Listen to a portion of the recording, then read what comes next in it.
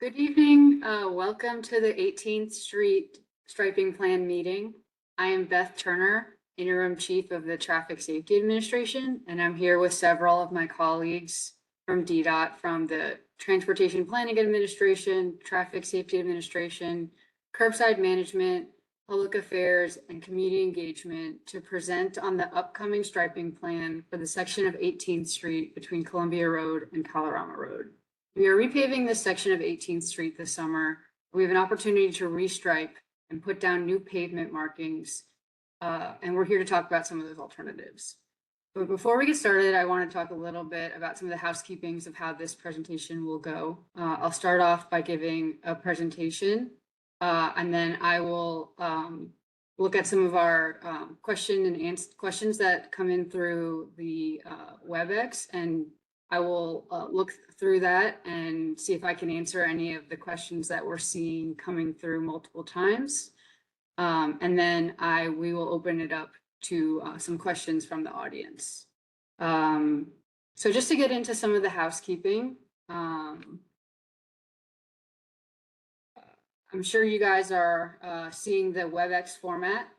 This is how the public meeting will continue. And so this will be recorded in case you want to listen to this again. And we will have the video file uploaded. And then if you have any questions or any technical support, please call this. Using WebEx, there's a couple of different features that I just wanted to highlight. Everyone in this meeting is going to be muted for now. And then there is a question and answer feature that everyone will be able to ask questions while I'm presenting. And then the DDOT staff that I mentioned that are here with me today will be able to answer those questions while I'm presenting, just to sort of give you information that I'm not talking about, and then be able to, give you guys as much information as possible. There's also closed caption options, and then everyone's camera is off, I think, but the DDOT staff. So there's just a little bit of information on getting the Q&A.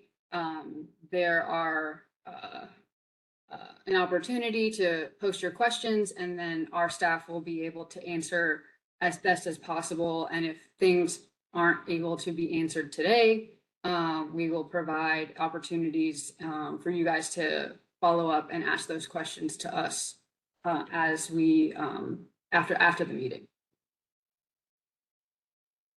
So just to get started, this is an agenda of this presentation. We'll start off with a little bit of background, go through the corridor history of 18th Street, talk about a little bit of the existing conditions, really sort of dive into the corridor priorities that we've noticed that are, important along this corridor, get into the concepts that we have for you to review today, look at the curbside updates, and then talk about next steps after this meeting and then the rest of the summer, which will include, public feedback and then ultimately a notice of intent.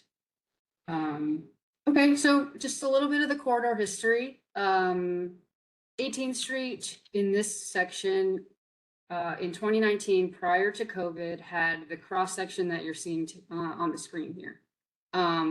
What we had was a parking located along the curb, one travel lane in each direction, and then a hatched median. And that was the typical section that was, prior to COVID. And then as we sort of move along, in 2020, DDOT installed the temporary streetery program to accommodate, changing times and needs for the businesses along this area. We had the temporary streetery in place from 2020 to 2024.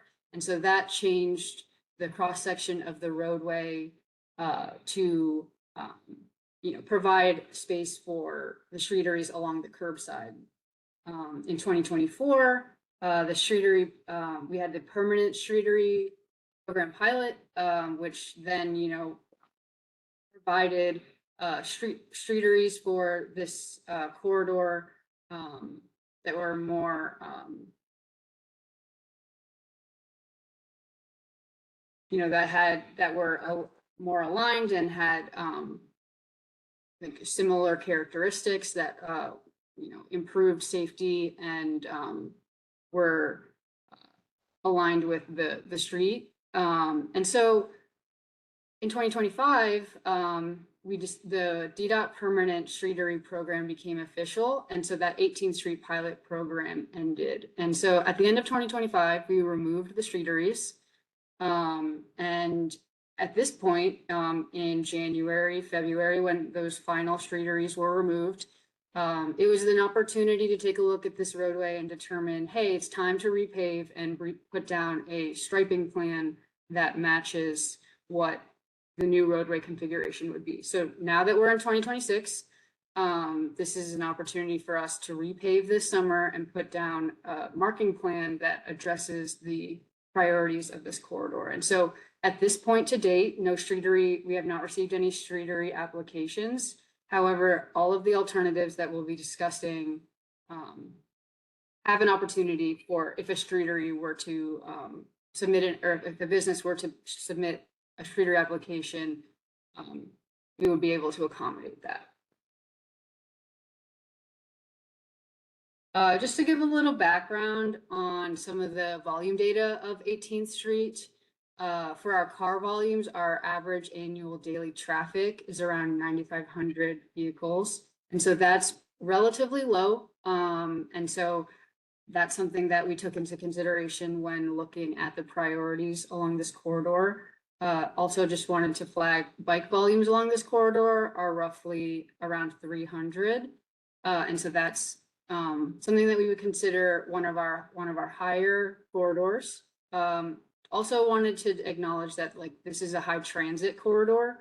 We have bus routes, the C51 and C53, with peak headways around 6 minutes.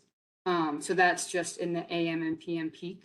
You're seeing 6 minutes between buses, which is a pretty frequent headways in the AM and PM. And so the C53 also has 24/7 service with a 60-foot bus, which is one of our larger vehicles. And then also, this is a high pedestrian corridor at all times of day. So just wanted to acknowledge the different users, volumes that we're seeing on this corridor. So we want to talk about the corridor priorities that came up when we were trying to figure out how do we address all the needs here. One of the things that was a top priority is curbside access for freight management, parking, and loading.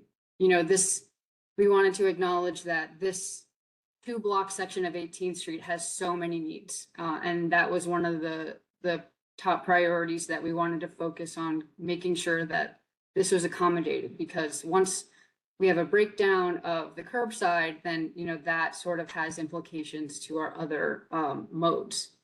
We also wanted to focus on making sure that transit was a priority and that there are access points for the bus stops here in a safe way. Pedestrian safety, this is something we also wanted to prioritize on this corridor.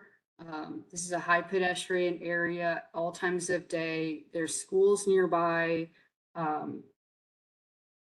This is one of our denser areas that we wanted to focus on, pedestrian safety and crossing the roadway.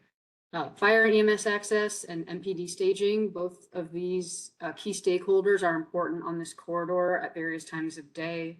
We want to make sure that those different stakeholders had an appropriate space to make sure that they could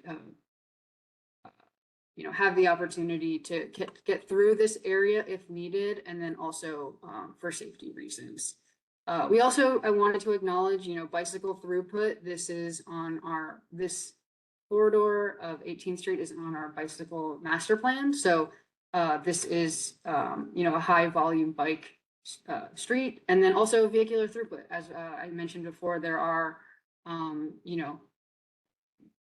car volumes that, travel through on 18th Street. So as you can see here, it's really going to be difficult to balance all the needs as I've described here. This is a very diverse 2-block section, and we wanted to acknowledge that these are the things that we really focused on trying to figure out a way to address all the needs as possible. Okay, so we're going to move into the feasibility review. We reviewed 4 alternatives as for feasibility in this section, and I'm going to sort of get through, go through these. So the first option that was part of our feasibility analysis was the stripe center median, and so this is what was, present prior to COVID, and so this. Just wanted to share the section again, an 8-foot parking lane, a travel lane in each direction, and then a hatched median, which is a painted median in the middle of the roadway. And so when we looked at the feasibility of this, there are some things that we wanted to highlight and just acknowledge that there are some safety issues with this alternative. So this hatched median became an unofficial loading area. And so one of the things that, often happened was that we were having loading occur from that striped median. And so I'm showing a couple pictures here that I'm sure you are familiar with or have seen this in the past maybe, but you'll have like a big box truck or a loading vehicle in the middle of the roadway because the curbside is, being used. And so this presents a real safety issue for pedestrians crossing the roadway and sort of blocking an opportunity for a pedestrian to see a vehicle coming in the opposite direction. You can see, we have a pedestrian actually crossing the roadway in the picture to the left. And then on the right, you have like a loading vehicle with a ramp, extended beyond, the frame of the loading vehicle. And then just oftentimes you're going to have, users like using a dolly to, load the equipment or anything to the curbside space. And so what we realize here is that like the reason why that there are, loading vehicles in the median is because the curbside space isn't, adequately giving the vehicles that need to load an opportunity to get to the curb. So in an effort to right size the issue here, this is something that we are trying to fix. So since we had the opportunity to see this in action, we took a look at the crash history between the time period of when this was installed to when the streeteries were installed. So it was an opportunity to see the before and after of this configuration. And so what I'm showing here is when the 2 blocks of the 18th Street of the striped median were removed, crash rates along the corridor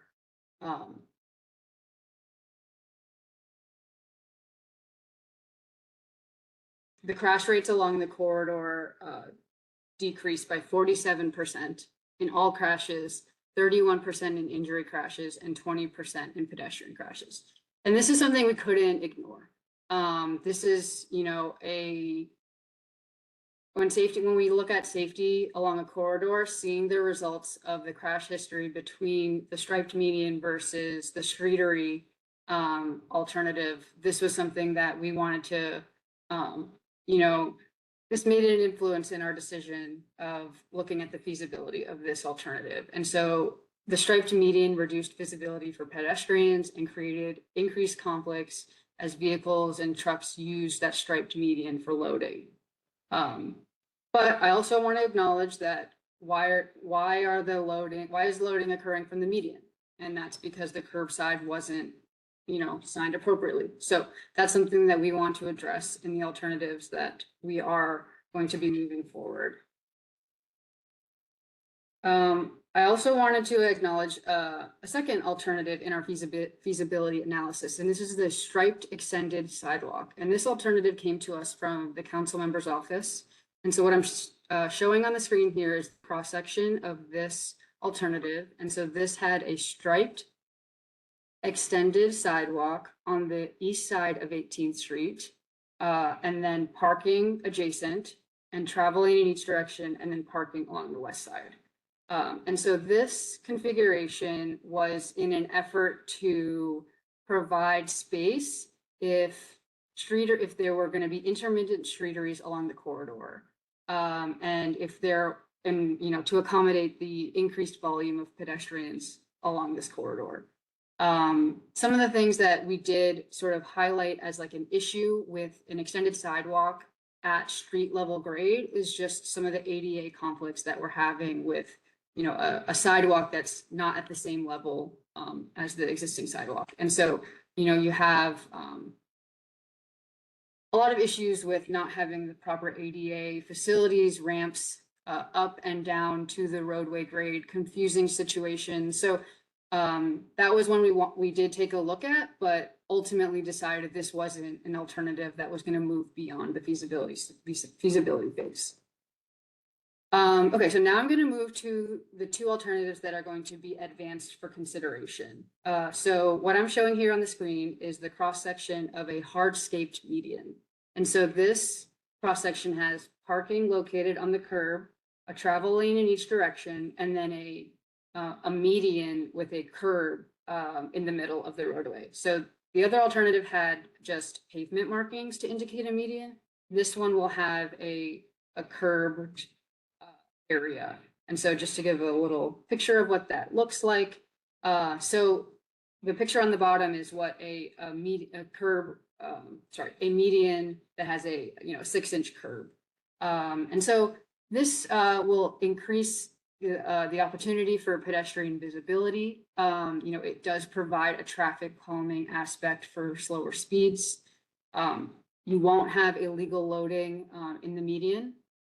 You won't have some illegal passing and crossing the double yellow because there'll be a 10 to 12 foot wide median in the center of the roadway. And then there'll be opportunities for green space. But this alternative, provides parking along the curbside, which is what we wanted to prioritize in both of our alternatives. And we also wanted to make sure that this curbside space really addressed the needs of the businesses to accommodate their loading in a way that they can use the curb versus needing median. So the second alternative that we wanted to move beyond the feasibility phase is a concept that has bike lanes. And so the cross section that I'm showing you here has parking located along the curb, a 6-foot bike lane, and then a travel lane in each direction. And so this, I'm going to show an example. This picture on the bottom of this slide is a screenshot from New Hampshire, but what I'm showing you all is that the cross-section of the roadway has parking along the curb, a bike lane, and then a travel lane in each direction. So this is the second alternative that we would like you to consider for 18th Street. And so this provides a traffic calming aspect by visually narrowing the travel lane. This does allow flexibility for EMS and MPD since there would be no obstruction along the center line. This addresses the gap in the bicycle network since we did discuss this had some higher bike volumes and it's a lower stress street.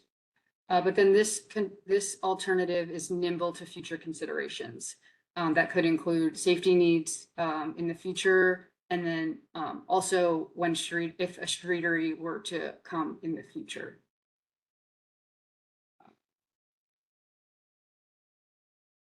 So those are the two alternatives that have moved beyond the feasibility phase. But I also wanted to address curbside because the curbside is key to making either of these two alternatives work. And so I did want to acknowledge the fact that DDOT and the bid have worked together endlessly on, tweaking the curbside spaces along these two blocks because of the needs to address loading and short-term parking, hybrid parking. And so when the streeteries were removed at the end of last year, DDOT came and put in an updated curbside plan. And so now we have an opportunity to make some tweaks. And so some of the things that we did hear feedback between January and May was that we wanted to increase hybrid parking. And so what I did circle on the lower section here in that red cloud closer to Colorama is to make that whole block between Belmont and Colorama short-term parking and loading, and then make the, I guess, the west side 2-hour parking between the alley and Colorama. So that was the tweak we wanted to highlight. But this is also an opportunity to still gain feedback. We want to make this curbside as to the needs as the businesses as possible, because this is, one of our top priorities to make sure that there is space for the businesses to load, and short-term parking and hybrid parking for when those needs shift throughout the day. Okay, so this is just wanted to little highlight next steps. So if you have the chance, please scan this QR code or click the link.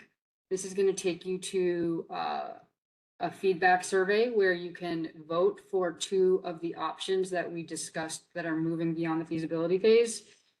This will be open, and then there'll also be comments, comment block underneath the voting. This will be open until June 26th, so about a month. After that period closes, DDOT will review all of the information that we get from this survey, also from the comments from the community, and we will post an NOI in early July, and then construction will begin in August. So just wanted to review again, these are the 2 options that we have on the survey for you to vote on and comment.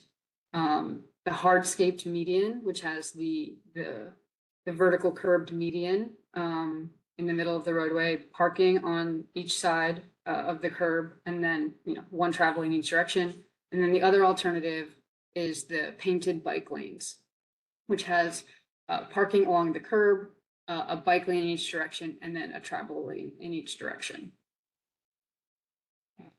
So we're going to make sure that this link and this QR code are available to you. I'm going to leave this up here so that you guys all have it. Okay, so we're going to transition a little bit into the Q&A. And so I've had my staff sending me a lot of comments while I've been sort of presenting. And so some of the things that I think came up as like a couple questions that came up several times, I just wanted to talk through. One of the questions that I'm seeing is, why is this project happening so quickly?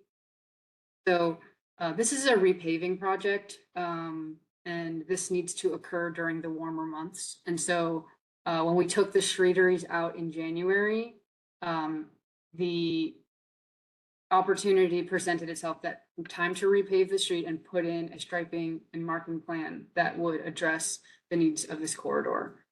So in order for us to get this in, we would need to do it this summer. Another question that sort of keeps popping up here is, there are other locations where informal loading happens from the median. Why can't we do this here? And so DDOT is working to remove areas where informal loading happens from the median in the district. And we don't intend to install this type of pavement markings anywhere moving forward. We want to tweak the curbside management to accommodate the needs of the businesses and the neighborhood. That's where our focus area is, to really make sure that that's where we can manage the situation, because we've seen through the safety data that having those obstructions, even for a certain period of day, led to an increase in crashes. Another question that came up is, what can we put in the hardscaped median?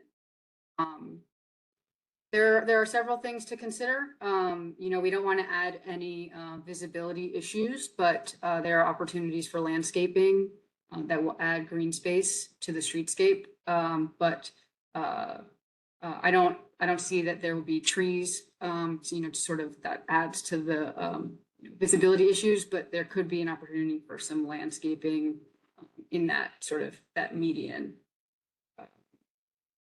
Another question that I'm sort of getting is, can we widen the sidewalks to use the extra space within the roadway rather than a bike lane or median?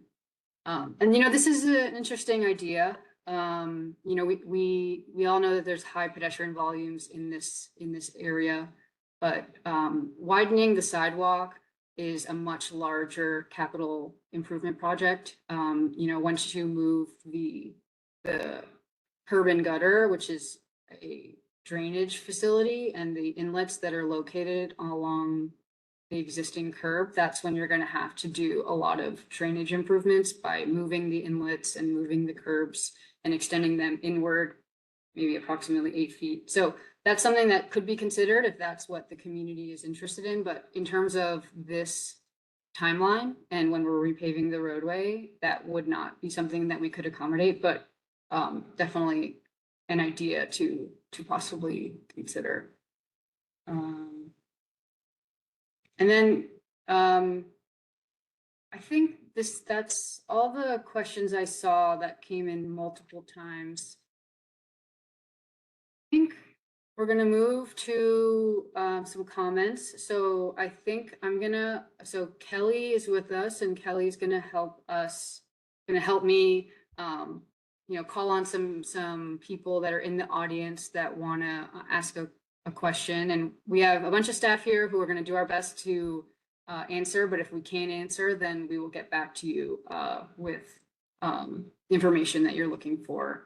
So I'm going to pass it to Kelly to put somebody off mute that has their hand raised. Sure, I see 3 people raise their hands. I'll just go by someone who did first. So the first one is DC News Now. Let me unmute you. Give me 1 second.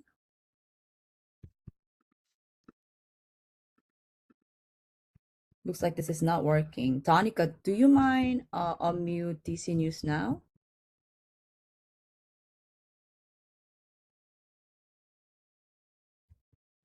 I think the person just left. So the next one is actually Brian Berry. Unfortunately, I'm not. Oh, hello? Hey, can you hear me? Yes. Hey, thanks. Not sure where those initial questions came from. I'm curious about that. But there are 24 businesses in the south end of that section that have no guaranteed loading anywhere near them. And these are bars and restaurants that get deliveries twice a day, and I'm not really sure how they're going to stay in business, not being able to resupply their businesses with whatever, what do you call that? It's a loading / temporary parking zone. That's a few hours a day. Yeah, that's the one. Yeah, I mean, I'd like to work with you to find out when the loading is occurring so that we can make sure that that's there for the businesses. This was the feedback that we got in the last couple months, but what I'm hearing from you is that that's not the right feedback, and that more hybrid loading to meet your needs are needed in this specific area. So Well, I mean, I'd like to make that tweak. the whole street is a very dense, row of businesses that are 20 feet apart from start to finish, and they get multiple deliveries every day. I'm not really sure how it's going to work. Plus, I mean, the nice thing about the hatch, and I understand the loading issues with the hatch median thing, but it allowed for cars to get around if there was a truck stopped, a bus stopped, delivery, fire truck, Uber, whatever. And now it'll be like Columbia Road, where basically one car stops and the entire street stops moving, except kind of amplified because there's a lot more going on 18th Street than there is on Columbia Road. It's concerning, is what I'm saying. And the businesses that we work for are going to be very concerned because this is their driveway. This isn't a neighborhood street. This is their entire livelihood is invested in this business functioning, in this street functioning for the businesses. It's a business street, so it's concerning. Yeah, I hear what you're saying, and I want to make sure that we can accommodate the curbside space for the businesses as much as possible. And so that's really trying to find out specifically when that loading does occur. You know, really working with DPW to make sure that we don't have, you know, any violations from, you know, people that aren't actually loading. And, you know, making sure that this specific 2-block space, the curbside is what we're prioritizing for the businesses. So it would be great if y'all could consult with us, because we talk to these businesses, and frankly, this is not the impression we got of how the road layout was going to be. We were told something completely different. Yeah, thank you for your comments. We'll make sure to connect you with the curbside team. So we'll follow after this meeting.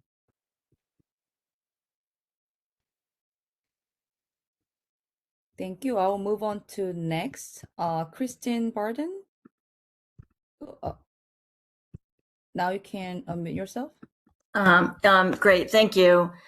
So we have so many concerns about this plan, and I can't begin to really even express my anger because none of this has been reviewed with the Business Improvement District or any of the businesses that this directly impacts. So I'm just trying to not lose it because this is so critical, as Brian said, to their operations. There is a post office right there at Calorama Road that always is doing loading there. So you can't put 2-hour parking there because the post office needs it. So, you know, this plan seems completely, you know, devoid of any reality to how this street functions and the importance of, you know, the ability of, you know, businesses to, you know, operate. So this, we got to go back to the drawing board, folks. I'm really sorry, but like neither of these options is realistic. So, I mean, it's not going to work for MPD or FEMS either. So, you know, and definitely not a hardscape median because you're going to have trucks and cars going over that constantly, and you're going to have even more accidents. So it's not realistic. Plus, we were told all along through this whole process that this was going to be paint and asphalt, and that was it. You know, not concrete medians. So, you know, this feels completely disingenuous to me. And I don't know where these comments are because you've got the comment section turned off. So I don't know where these comments are coming from. Where were these comments?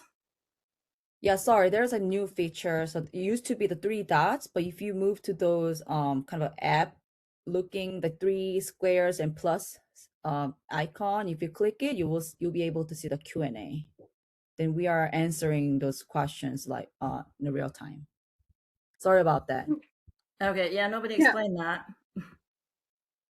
I want to say thank you for your comments. I want to say I hear you. When we started taking a look at this 2-block section, after we were looking at trying to repave this section, we did the feasibility studies of the 4 options. And I think one of the compelling arguments that we took a look at was the crash data. And so that was one of the things that, you know, we wanted to make sure that we didn't turn away from. The hatched median had an increase in crashes compared to what we're showing out there today. And so that was something that, you know, led us away from that concept in the feasibility of looking at this 2-block section. I do want to say though that we are starting this community outreach with you now. These are the 2 options that we came up with, and we are listening to your feedback. You are saying that the hardscaped median is not feasible at all. And so that's good feedback for us. And we would like to continue this dialogue beyond today. Survey will be open for a month, and I expect to have, further discussions with the businesses, other stakeholders in this area. So this is not the end of the discussion. And although we have two concepts here today, that doesn't mean that, these are the only two. This is to get feedback. And so I appreciate your feedback. And Thank you. We have 4 more folks on the line. So next one is ZG on 18th. You can unmute yourself now. Hi, I'm Zach Goldblatt. I'm on the corner of 18th and Belmont, where I live as a renter. And there's been a lot of talk about the businesses, but I'm someone who lives here and is not a business owner, but I walk my dog down 18th every day. I bike to work along 18th. I also drive on 18th. Thank you for doing this. It's really awesome that you showed the data on how much safer it is compared to that striped medium. I'm really glad we're moving away from that. It's dangerous. It's a problem on Columbia with people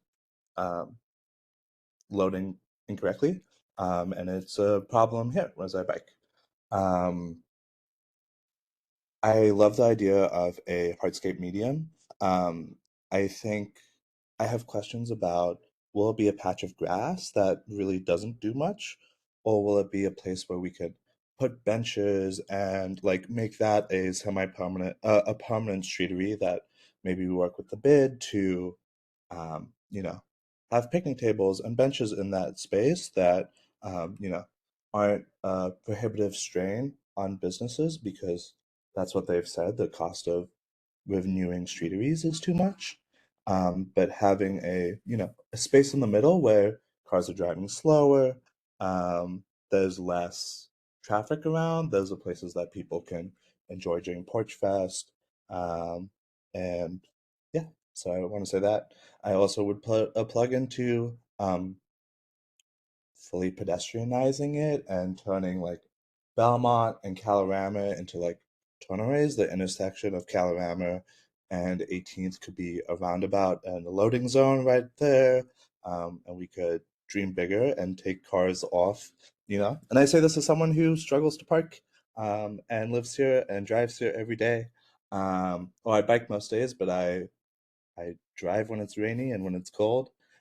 So want to see how we could make it even friendlier to pedestrians who live here and visit. yeah, thank you for your comment. I don't know about the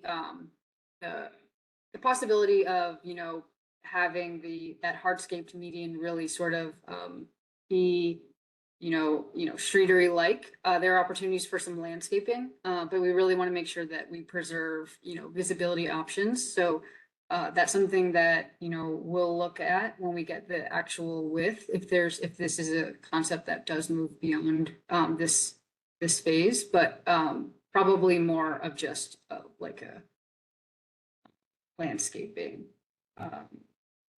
And there are a lot of ideas for 18th Street, and I want to acknowledge that there could be several options for the future.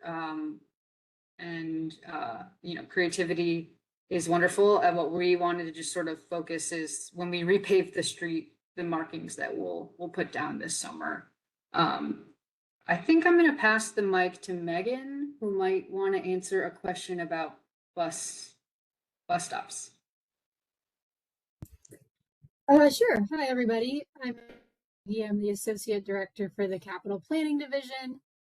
I've been trying to handle a lot of the ones that are in the Q&A here. There was a question about what will the bus stops look like? And I just entered a reply, but I'll recap it really quickly. So for both options, there'll be platforms built at the bus stops. Beth, do we know what material those will be? If they'll be concrete or Zequa at this point? They'll be concrete, most likely. Okay, so they'll be concrete, and That means that the sidewalk will be extended at the bus stops. That will allow the buses to remain in the travel lane, and that will help us keep the bus stops a little bit clearer by reducing illegal parking in the bus stop zone, and keep the bus moving by reducing time from having to pull in and out to the curb. For the option with the bike lane would go up and over the bus stop platform. We call that a shared stop. We have those on Columbia Road at some of the bus stops. We have markings and signage to help indicate to bicyclists to slow down and watch for people getting on and off the bus. We have those at several dozen locations across the city. That would be part of that concept. For the option without the bike lanes, they would just be like a sort of extended sidewalk area, and bicyclists would remain in the travel lane.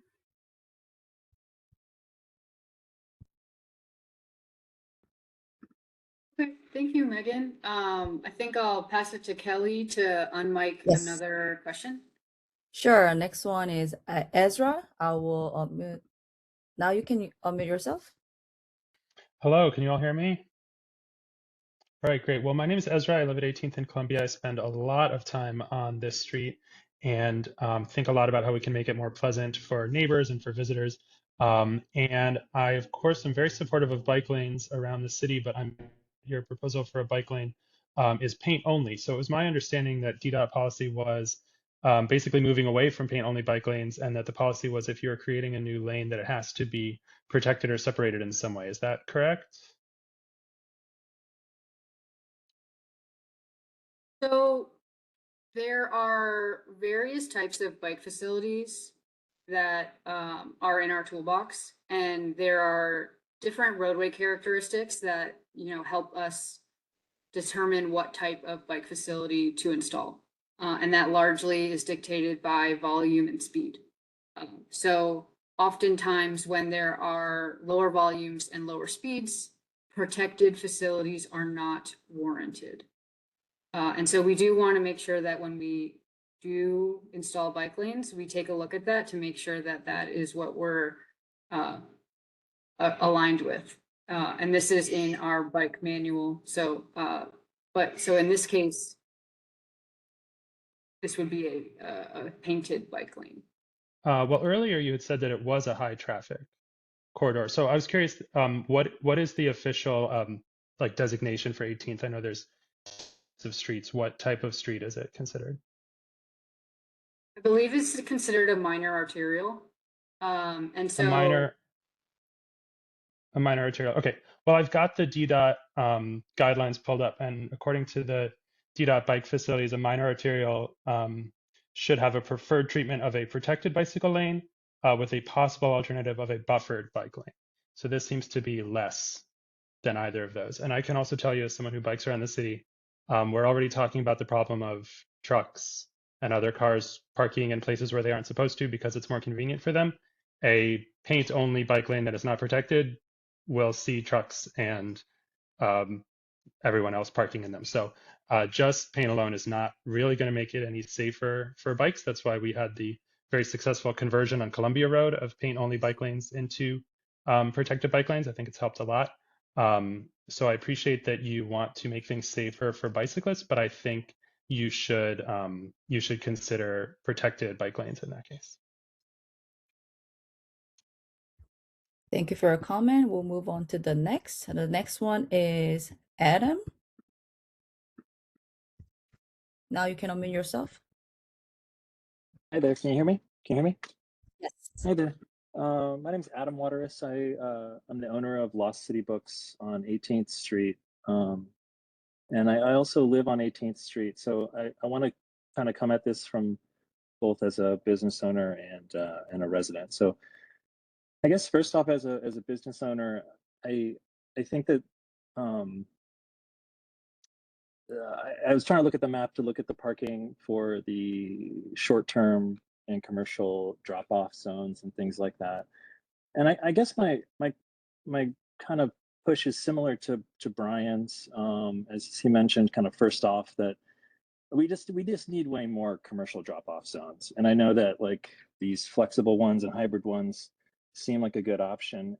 It does feel to me a bit like they're just going to be parked. People are just going to park there, and that's not really going to stop the drivers from just double parking on 18th Street like they do now, or even on Columbia like they do as well, which is very unsafe and also just makes travel up and down the street obviously unpleasant.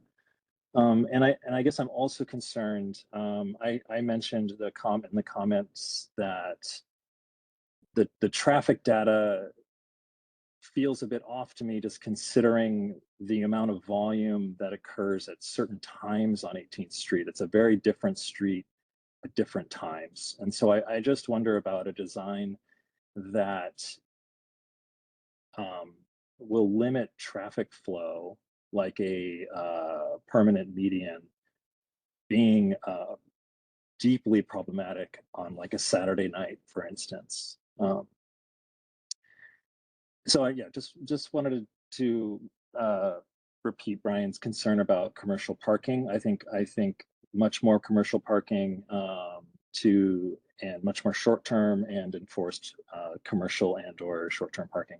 And then, so as a resident, of this street, I would also push for protected bike lanes and a way that we can, limit traffic as much as possible on this road, except for commercial drivers. Like I said, I'm here all the time, mornings and nights, and walk my dogs down the road. I drive down the road. I ride my bike as well. And so I guess I was kind of gonna repeat what I think one of the first residents of the street mentioned about kind of is there a way to kind of limit the amount of traffic that comes down? And we're a minor arterial, but how do we prioritize or only allow commercial traffic or buses, for instance, and bikes and pedestrians during certain periods of times? And also, I would just throw out the big support for making the street pedestrian only as often as possible, if not permanently at certain times. Thank you.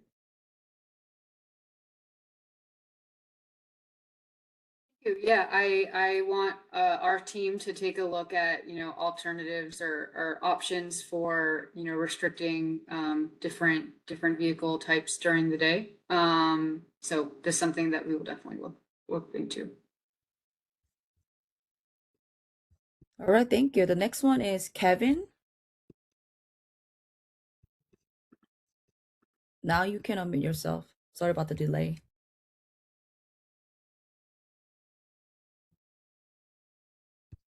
Howdy, I think I'm working now. There was a little delay there. I am also a resident of 18th Street, a bicyclist, a renter. I've lived on the street for many years. And yeah, I just really want to echo both of the previous two comments. This is a street that really should prioritize bicyclists and pedestrians, as Ezra noted, and to the extent that we need to have vehicles on this road, they really should be commercial vehicles, right? And having been here before COVID, during the streeteries era, and now after this new post streeteries era, I can tell you that the street is much less hospitable to pedestrians and bicyclists. There's so much double parking, so I definitely have concerns. While I love the idea of adding bicycle facilities to this road, I'm definitely concerned that they're going to be almost continually double parked in and blocked. And I am curious if DDOT considered curb protected bicycle lanes, bumping out that parking. I know it's a little bit wonky with the fact that you have those bulb outs at the crosswalks, and so your bike lane would sort of have to meander to follow the curb. But I was literally just this evening in Crystal City on Crystal Drive, where they have a similar bike lane that does that sort of wiggle along the road. And so it can be done. It's not ideal, but it certainly offers a little more protection. But yeah, I mean, I do think, these are businesses that, I have a lot of sympathy for, definitely want to make sure that they're able to continue to get deliveries and whatnot. But the idea that folks should be able to just park, in these spaces, we proved during COVID that, in the streetery era that, these businesses could in fact, survive and thrive without having, customer parking right in front of their shops. And so, yeah, to the extent that we can really emphasize that this is a space for, people first, and, drop offs, loading, whatever second. And really, this should not be a place where you can expect to park and go to dinner for 3 hours or whatever. But yeah, I definitely appreciate DDOT's emphasis on safety. I'm really glad that you, are sort of centering that here. But I think that, yeah, I know that there are some constraints in what we can do at this particular junction on this particular stretch. But really do just want to, again, echo those concerns by the last two speakers, Ezra and Adam.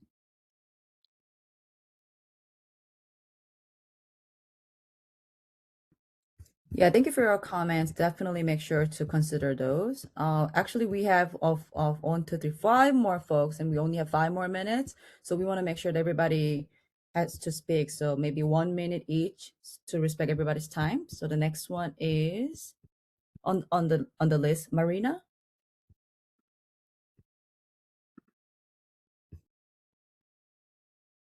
Hello, I was just unmuting. I want to thank the bid for joining, and it's highly concerning that DDOT did not consider the bid's opinion prior to creating a plan, which gives me doubts about DDOT, sorry to say. Also, I'm hoping you won't put in plastic bollards all over the place. It's very distracting as a driver, cyclist. It makes it very chaotic. Our 18th Street looks like a kind of a small town feel, and which is great. Also, we need to make it as business friendly as possible. Of course, safety is a priority, but businesses need to thrive in our area. So please consider that. The bus bump outs weren't in the original plan that you showed us, which I believe would reduce parking even further. Highly concerning. We need to consider parking options.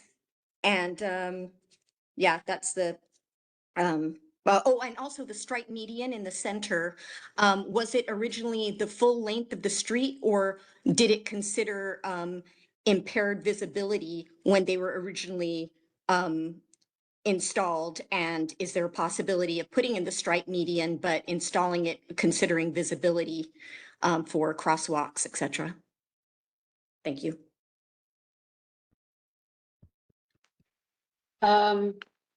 Yeah, I'm gonna try and tackle that. So for, engaging with the bid, I'm hoping that we can continue to engage with the bid, beyond today. This was, our first stab at this. And so I am hopeful that we can continue this conversation.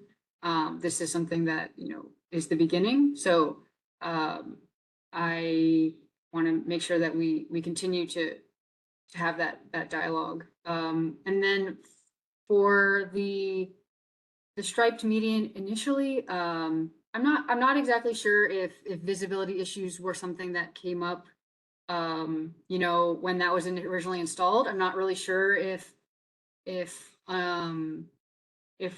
unofficial loading was something that just sort of happened, or if that was part of what the intention was. So I'm not really sure about what the background on that is, but it's something that we saw the crash data that we want to avoid, installing in the future. Thank you. Next, Peter. Hi. So I'll be brief. Most of what I've wanted to say has been said, and I'm, as ANC commissioner in this area, very aware of the many different interests that are kind of balanced here. Like the ones that stand out to me as commissioner generally are like bus user safety, cyclist and pedestrian safety, and also making sure there's loading zones for the businesses, which we've all covered. The one thing that stuck out to me that I don't think has been mentioned with the idea of the protected or the curbed median. I mean, everyone in DC does U-turns in the middle of roads, and I wouldn't hold it past people to try, even though that would be there, and that would really complicate matters. And also in the event that there would be future events that shut down that segment of roadway to vehicular traffic, it would make it a lot harder to do that just because it's where people congregate on that stretch of roads. So I would say that personally opposed to the idea for those reasons and others. And thank you for taking the time to listen to all this. I know there's a lot of competing interests at stake here, so I know there's a lot on your plate to try to sift through all that. Thank you so much. We only have 4 more, so we want to make sure everybody has opportunity. So we're not taking any more, but only 4 more folks who are already raised their hands. So Jonathan, next.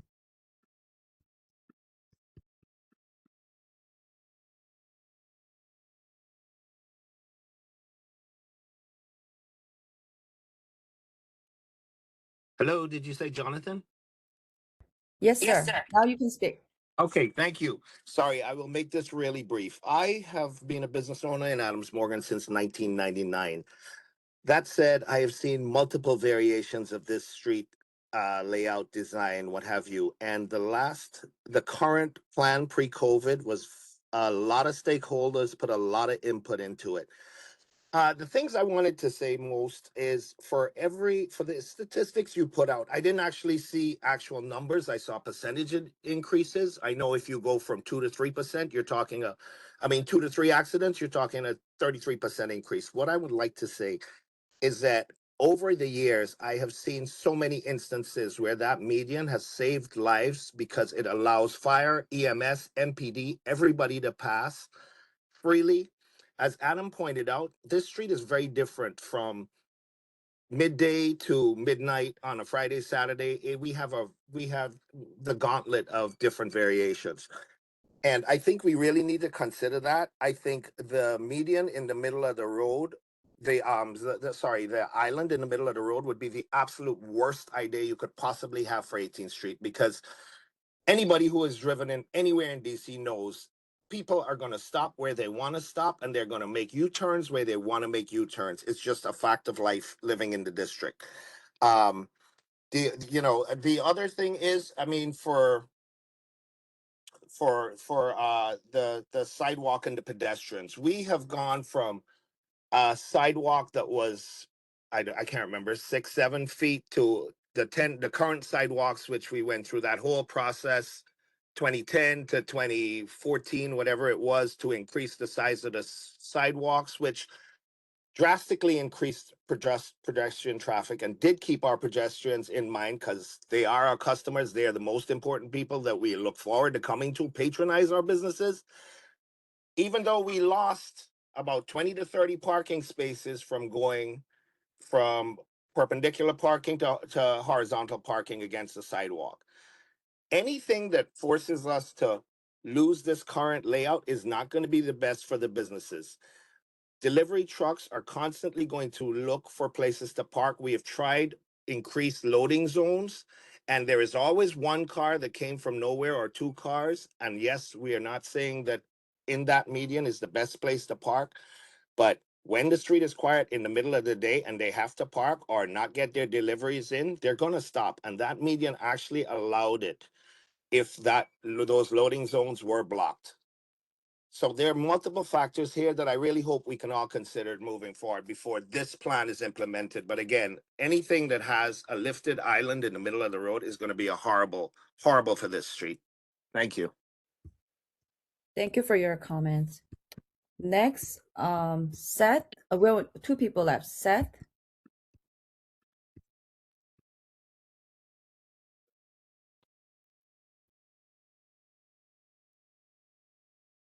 Seth, are you still there?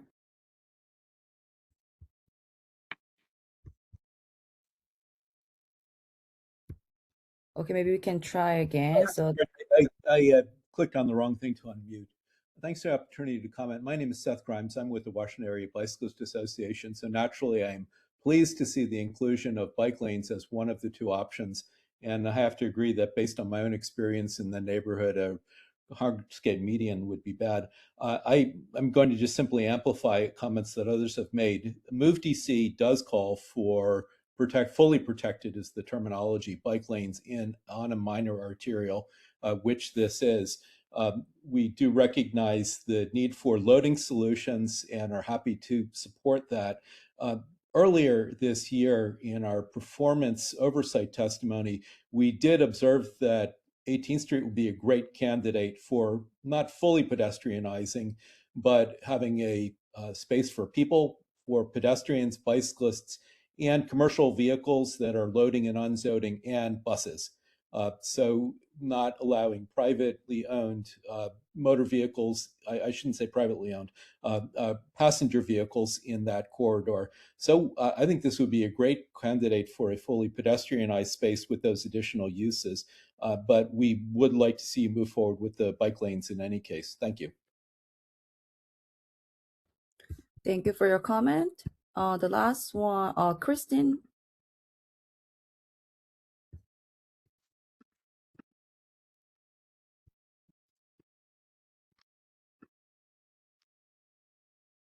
Hello?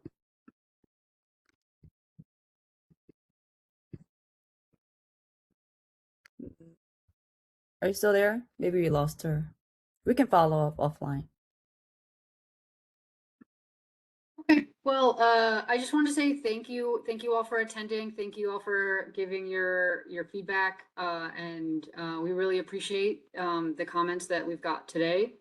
We've got some homework, so we are going to review the comments that we got from you from the survey, and then also from emails that come through. Please feel free to email Kelly or Noah if you have additional feedback that you can't fit in the survey. This presentation will be uploaded to the meeting invitation by tomorrow morning. Just in case anything happens tonight, we're gonna work on uploading it tonight right now, but it should be up by tomorrow morning. Just wanted to again say thank you all for your time, and have a good evening. Thank you. Good night. Thank you.